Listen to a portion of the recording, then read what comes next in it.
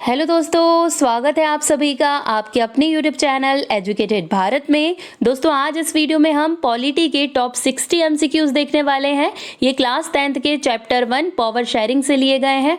Most important topic है ये आपके अपकमिंग एग्जाम्स के लिए, तो प्लीज़ वीडियो को एंड तक ज़रूर देखिए। वीडियो पसंद आए तो लाइक एंड शेयर ज़रूर कीजिए। अगर आपने अभी तक चैनल को सब्सक्राइब नहीं किया है तो प्लीज़ चैनल को सब्सक्राइब करके बेल आइकन ज़रूर प्रेस कर लीजिए। चलिए स्टार्ट करते हैं। फर्स्ट क्वेश्चन देखिए, बेल्जियम की राजधानी कौन सी है?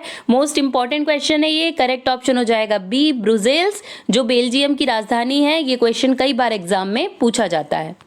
बेल्जियम और श्रीलंका में सत्ता साझाकरण व्यवस्था के बारे में कौन से कथन सही हैं?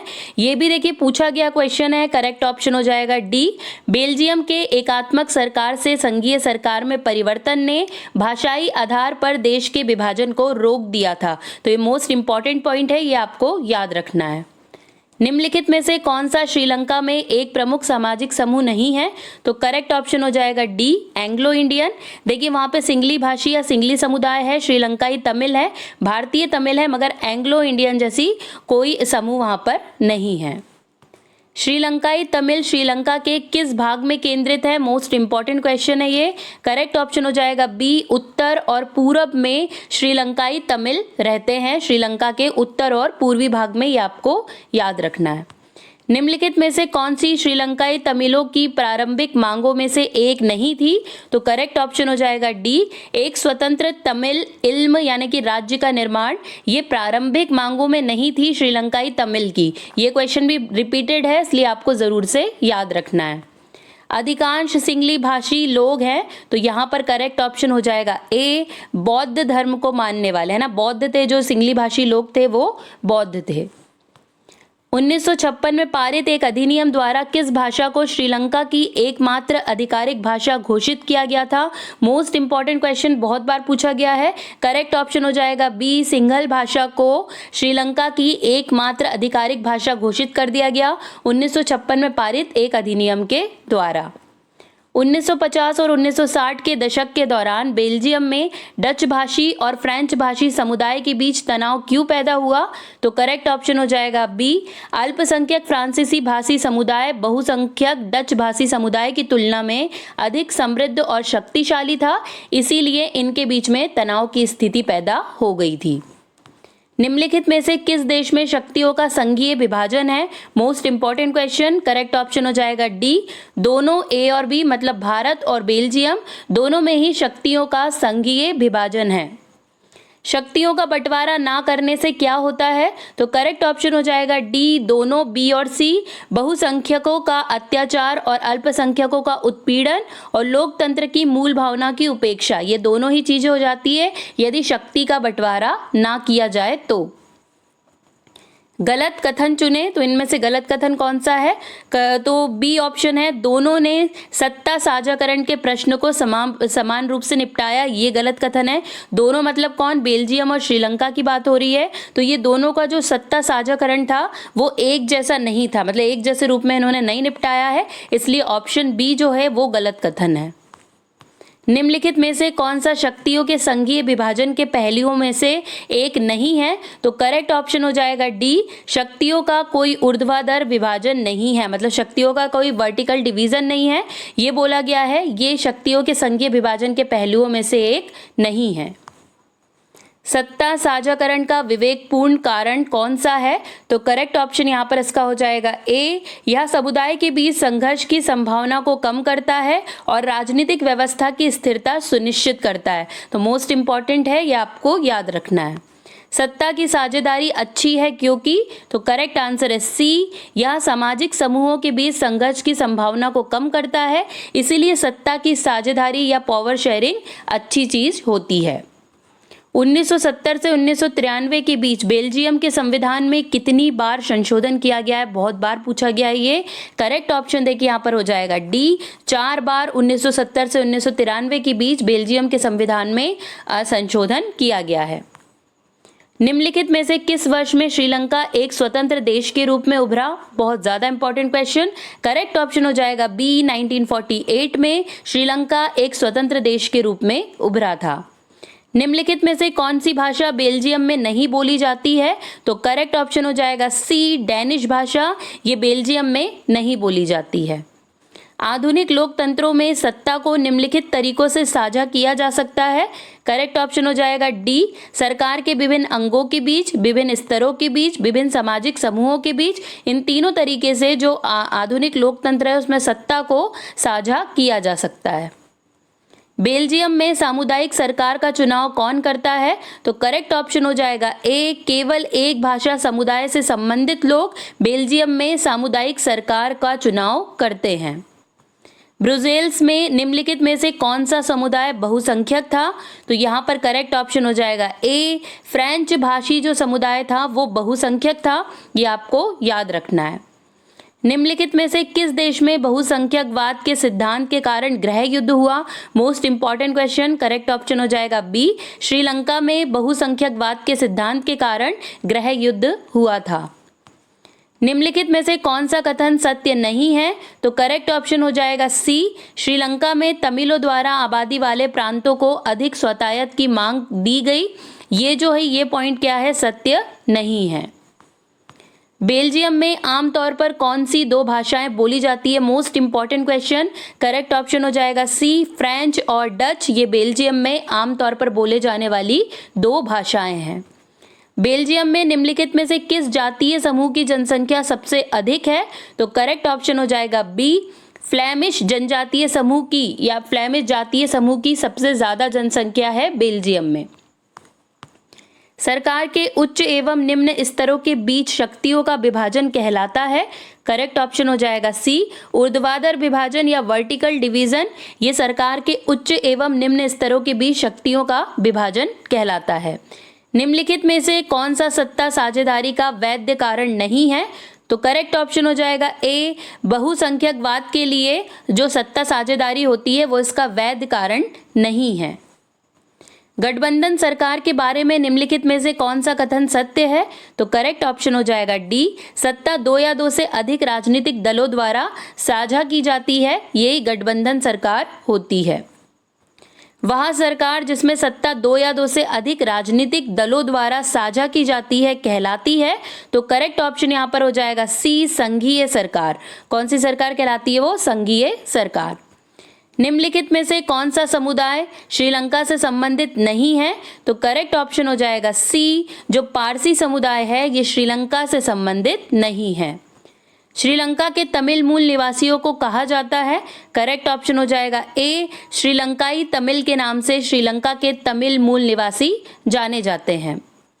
बेल्जियम में जर्मन भाषी लोगों का प्रतिशत कितना है? तो देखिए यहाँ पे करेक्ट ऑप्शन डी हो जाएगा, लेकिन यहाँ पे आपको 1% कर लेना है। यहाँ पे 10% नहीं 1% है।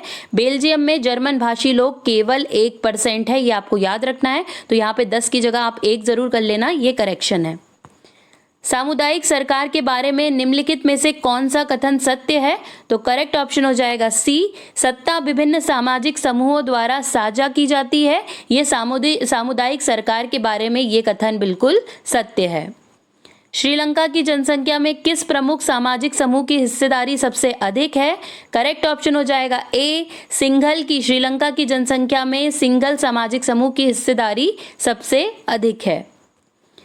अलग इल्म या फिर राज्य की मांग को लेकर सत्ता संघर्ष किसके द्वारा शुरू किया गया था? करेक्ट ऑप्शन हो जाएगा सी, तमिलियन के द्वारा अलग राज्य की मांग को लेकर सत्ता संघर्ष स्टार्ट किया गया था। बेल्जियम की सीमा किसके साथ लगती है?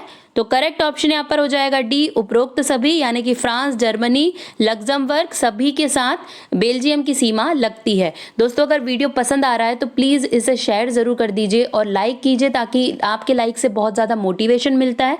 और इसे शेयर ज़रूर कीजिए आपके 5 एजुकेशनल ग्रुप में, आप इसे ज़रूर शेयर कीजिए। मैं आपके लिए आप जो बोलते हैं वो वीडियो लेकर आ रही हूँ, मैं आपका सपोर्ट कर रही हूँ, तो प्लीज़ आप लोग भी मेरा सपोर्ट कीजिए। चैनल को 1 लाख सब्सक्राइबर तक पहुँचाइए दोस्तों, प्लीज़ इतना सपोर्ट मेरा ज़रूर कीजिए। बेल्जियम की सामुदायिक सरकार में निम्नलिखित में से किसके तहत सत्ता साझा की जाती है? तो करेक्ट ऑप्शन हो जाएगा ए, विभिन्न सामाजिक समूह के बीच में सत्ता को साझा किया जाता है। बेल्जियम में राज्य सरकारें डैश हैं, तो करेक्ट ऑप्शन हो जाएगा बी। बेल्जियम में जो राज्य सरकारें हैं ये केंद्र सरकार के अधीनस्थ नहीं होती हैं। ये मोस्ट इंपॉर्टेंट है, देखिए पूछा गया क्वेश्चन है, आपको ये याद रखना है। विवेकपूर्ण कारण का अर्थ है, तो करेक्ट ऑप्शन देखिए यहाँ पर हो जाएगा बी। सामाजिक संघर्षों को कम करने में सत्ता की अहम भूमिका है, यही विवेकपूर्ण कारण का अर्थ होता है। ब्रुसेल्स को यूरोपीय संघ के मुख्यालय के रूप में क्यों चुना गया, जब कई यूरोपीय देश इसे बनाने के लिए एक साथ आए? तो देखिए करेक्ट ऑप्शन यहाँ पर हो जाएगा इसका बी। इसकी भाषाई विविधता के कारण ब्रुसेल्स को, कई बार पूछा जाता है कि यूरोपीय संघ का मुख्यालय कहाँ पर है, तो वो ब्रुसेल्स में है, तो उससे ब्रुसेल्स में रखने का रीजन क्या है, वो भाषाई विविधता के कारण ये जो मुख्यालय है ये ब्रुसेल्स में रखा गया था। विभिन्न सामाजिक समूहों के बीच सत्ता कैसे साझा की जाती है, तो करेक्ट ऑप्शन हो जाएगा डी। संवैधानिक एवं कानूनिक व्यवस्थाओं के माध्यम से विभिन्न सामाजिक समूहों के बीच सत्ता साझा की जाती है। श्रीलंका की जनसंख्या को डैश में विभाजित किया गया है, most important question as it is पूछा जाता है। करेक्ट ऑप्शन हो जाएगा सी। सिंगली 74% और तमिल 18%, ये है, इस प्रकार विभाजित हुई है श्रीलंका की जनसंख्या। मोस्ट इंपॉर्टेंट क्वेश्चन है, आपको जरूर से याद रखना है। विभिन्न स्तरों पर सरकारों के बीच साझा की जाने वाली शक्ति को भी कहा जाता है, तो करेक्ट ऑप्शन हो जाएगा इसका ए, क्षैतिज वितरण। ठीक है, इसे क्या कहा जाता है, क्षैतिज वितरण या फिर हॉरिजॉन्टल डिवीजन इसे कहा जाता है। निम्नलिखित में से कौन सा सत्ता साझेदारी का रूप नहीं है, करेक्ट ऑप्शन हो जाएगा सी। लोगों के बीच शक्ति का विभाजन ये सत्ता साझेदारी का रूप नहीं है। उन लोगों को कहा जाता है जिनके पूर्वज औपनिवेशिक काल के दौरान बागान श्रमिकों के रूप में भारत से श्रीलंका आए थे, तो करेक्ट ऑप्शन हो जाएगा बी। भारतीय तमिल, उन लोगों को क्या कहा जाता है, भारतीय तमिल कहा जाता है। सत्ता की साझेदारी के विवेकपूर्ण कारणों पर अधिक बल दिया जाता है, करेक्ट ऑप्शन हो जाएगा डी, उपरोक्त सभी। विभिन्न सामाजिक समूहों के बीच संघर्ष की भावना को कम करना, अल्पसंख्यक को उचित मौका मिलता है, राजनीतिक व्यवस्था में स्थिरता लाना, ये सभी कारण इसके हैं, तो ऑप्शन डी, उपरोक्त सभी बिल्कुल करेक्ट हो जाएगा। श्रीलंका में सिंहली बोलने वालों के प्रमुख सामाजिक समूह का प्रतिशत कितना है, मोस्ट इंपॉर्टेंट, करेक्ट ऑप्शन हो जाएगा सी, 74%। ये आपको जरूर से याद रखना है क्योंकि सबसे ज्यादा रिपीट होता है ये क्वेश्चन। श्रीलंका में बहुसंख्यकवाद का परिणाम क्या था, करेक्ट ऑप्शन हो जाएगा ए। विभिन्न सामुदायिक समूहों के बीच झड़पें हुई थी बहुसंख्यकवाद के कारण। श्रीलंका के नेताओं ने सत्ता साझेदारी के प्रश्न को कैसे निपटाया, most important question, correct option यहाँ पर हो जाएगा ए। सरकार ने श्रीलंका में सिंगली वर्चस्व स्थापित करने के लिए बहुसंख्यकवादी उपायों की श्रृंखला अपनाई, ऐसे उन्होंने सत्ता साझेदारी के प्रश्न को निपटाया था। बेल्जियम में सामुदायिक सरकार की क्या भूमिका है, तो करेक्ट ऑप्शन हो जाएगा डी, ए और बी दोनों। ये सरकार संबंधित भाषा समुदाय द्वारा चुनी जाती है। इस सरकार के पास सांस्कृतिक, शैक्षणिक और भाषा संबंधी मुद्दों के संबंध में शक्ति है, तो ए और बी दोनों करेक्ट है, मतलब सी ऑप्शन बिल्कुल सही हो जाएगा। निम्नलिखित में से कौन बेल्जियम मॉडल का एक तत्व है, करेक्ट ऑप्शन हो जाएगा डी, उपरोक्त सभी। केंद्र सरकार में डच और फ्रेंच बोलने वाले मंत्रियों की समान संख्या, कोई भी एक समुदाय स्वयं निर्णय नहीं ले सकता, केंद्र सरकार से राज्य सरकार को सत्ता का हस्तांतरण, ब्रुसेल्स सरकार में दोनों समुदाय के लिए समान प्रतिनिधित्व है, तो ये उपरोक्त सभी यानी कि डी ऑप्शन बिल्कुल करेक्ट हो जाएगा बेल्जियम मॉडल के बारे में। बेल्जियम के नेताओं ने सत्ता साझेदारी के प्रश्नों को कैसे निपटाया, देखिए हमने श्रीलंका का देखा, अब बेल्जियम का, तो यहाँ पर करेक्ट ऑप्शन हो जाएगा बी। नेताओं ने विभिन्न समुदाय की भावना और हितों का सम्मान करने की आवश्यकता को महसूस किया और इस प्रकार सत्ता साझेदारी में समानता को बढ़ावा मिला, तो ये मोस्ट इंपॉर्टेंट है, पूछा जाता है, आपको जरूर से याद रखना है। आधुनिक लोकतंत्रों में सत्ता को निम्नलिखित में से किस तरीके से साझा किया जा सकता है, तो करेक्ट ऑप्शन हो जाएगा डी, उपरोक्त सभी। विभिन्न स्तरों के बीच, विभिन्न सामाजिक समूहों के बीच, सरकार के विभिन्न अंगों के बीच इस तरीके से साझा किया जा सकता है सत्ता को। बहुसंख्यकवाद क्या है, most important question. Correct option हो जाएगा बी, सिंहली बहुमत को बढ़ावा देने के लिए श्रीलंकाई सरकार की एक नीति थी जिसे बहुसंख्यकवाद के नाम से जाना जाता है। निम्नलिखित में से कौन सा कथन गलत है, तो यहाँ पर हो जाएगा देखिए ए, लोकतंत्र में सभी महत्वपूर्ण निर्णय बहुसंख्यक समुदाय द्वारा लिए जाते हैं। ये वाला जो पॉइंट है ये गलत है, आपको याद रखना है, तो ए ऑप्शन बिल्कुल करेक्ट हो जाएगा। बेल्जियम ने अपनी समस्या सफलतापूर्वक हल कर ली। करेक्ट ऑप्शन हो जाएगा डी, उपरोक्त सभी। शक्ति साझाकरण तंत्र विकसित करना, बहुसंख्यकवाद की नीति को अस्वीकार करना, विभिन्न समुदाय के हितों का सम्मान करना, ऐसे बेल्जियम ने अपनी सभी समस्याओं को सफलतापूर्वक हल कर लिया था, तो डी ऑप्शन बिल्कुल करेक्ट हो जाएगा। निम्नलिखित में से कौन सा एक हित समूह नहीं है, करेक्ट ऑप्शन हो जाएगा डी, जो राजनीतिक दल होते हैं ये कोई हित समूह नहीं होता है। जांच और संतुलन की प्रणाली का अर्थ है, करेक्ट ऑप्शन हो जाएगा सी, विभिन्न संस्थानों के बीच शक्ति संतुलन बनाए रखकर सरकार के अंगों की असीमित शक्तियों के प्रयोग पर रोक लगाना, ये जांच और संतुलन की प्रणाली का अर्थ है। निम्नलिखित में से कौन सत्ता साझा करने वाले सरकार के 3 अंगों में से एक नहीं है, तो करेक्ट ऑप्शन हो जाएगा बी, नौकरशाही। ये 3 अंगों में से एक नहीं है, जबकि विधानमंडल, कार्यकारी और न्यायपालिका ये तीनों ही सरकार के 3 अंग है सत्ता साझा करने वाले। तो अब मोस्ट इंपॉर्टेंट ये क्वेश्चन आपको जरूर से याद रखना है।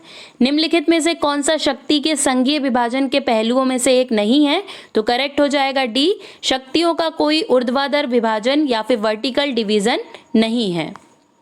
सत्ता में साझेदारी ना होने का कारण क्या है, मोस्ट इंपॉर्टेंट क्वेश्चन।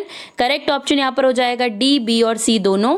बहुसंख्यकों का अत्याचार और अल्पसंख्यकों का उत्पीड़न, लोकतंत्र की मूल भावना पर बातचीत, ये जो है ये सत्ता में साझेदारी ना होने के कारण हो सकता है। तो ये मोस्ट इंपॉर्टेंट है, ये भी एग्जाम में पूछा गया क्वेश्चन है, आपको याद रखना है। यहीं पर दोस्तों हमारे 60 MCQs कंप्लीट हो गए। वीडियो पसंद आया होगा तो लाइक एंड शेयर जरूर कर दीजिएगा। अगर अभी तक चैनल को सब्सक्राइब नहीं किया है तो प्लीज चैनल को सब्सक्राइब करके बेल आइकन जरूर प्रेस कीजिएगा। दोस्तों कम से कम 5 एजुकेशनल ग्रुप में आज इसे जरूर शेयर कीजिएगा। आज के लिए बस इतना ही, अब आपसे मुलाकात होगी नेक्स्ट वीडियो में। तब तक के लिए पढ़ते रहिए, आगे बढ़ते रहिए। जय हिंद, जय भारत।